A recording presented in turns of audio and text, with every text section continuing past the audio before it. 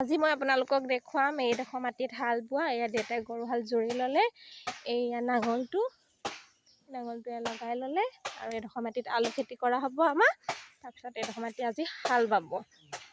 এয়া হাল বাবলৈ আৰম্ভ কৰিছে। এয়া প্ৰথম এয়া নাঙলটো এয়া পোনাই ল'লে, এয়া পোনাই পিনে এয়া এনেকৈ হাবি আছিলে আগতে আলু খেতি কৰা, লাই আৰু ৰঙালাও।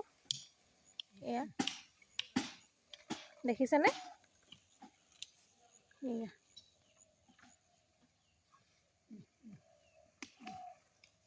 মটৰ মাহৰ খেতি, আলু খেতি, বেঙেনা খেতি, এতিয়া ছিজনত যি খেতি হ'ব আমাৰ ঘৰত কৰা হ'ব।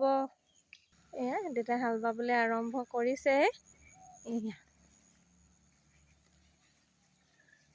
দেখিছেনে? এয়া লাহে লাহে হ'বগৈ, এতিয়া বননি আছে। এয়া গৰুৱে লেট্ৰিন কৰিবলৈ আৰম্ভ কৰিলে, দেখিলেনে?